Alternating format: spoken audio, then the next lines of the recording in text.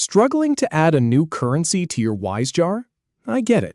It looks like it should be obvious, but when you go to do it, the button is just not where you expect it to be.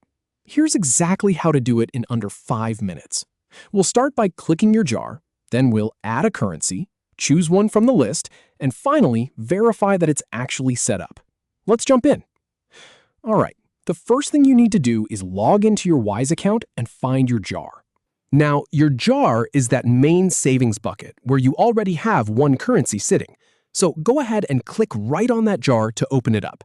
This takes you into the main view where you can see your balance and all the options available. Now that we're inside the jar, here's where most people get stuck. You're looking at your current balance and there's no obvious plus button or add another sign. But trust me, the option is there. Next step is to look for and click on the button that says Add a Currency. It's usually tucked away near the top or the side of that main balances area.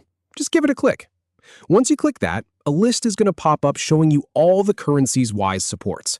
And this is the fun part. You get to choose a currency. Scroll through the list or use the search bar to find the one you want, like euros, British pounds, or Japanese yen. Go ahead and tap on your selection. This is where you decide what you're actually saving toward. So after you've made your selection, you might expect the currency to just appear instantly, but we've got a couple of quick steps to actually lock it in. The next thing is to navigate over to your account page. You can usually find this option in the top menu or your profile area. Click on Your Account to go to the main dashboard. Now that you're on the account page, things might look a bit crowded with information. We just need to focus on the jar section again, so click on that Skip to Content button. This is a handy little shortcut that jumps you right back to the main view of your jars and balances, bypassing all the account settings clutter. And here's the moment of truth. After doing all that, you should see your new currency sitting right there inside your jar, next to the original one. This confirms that the currency has been successfully added. Give it a quick check to make sure the name and symbol look correct. And here's the really important part. If you want to add even more currencies, you don't have to repeat this whole process from scratch for the whole account. You just repeat these last few steps. So click Add a Currency again, pick another one from the list, and it will stack right in there alongside the others.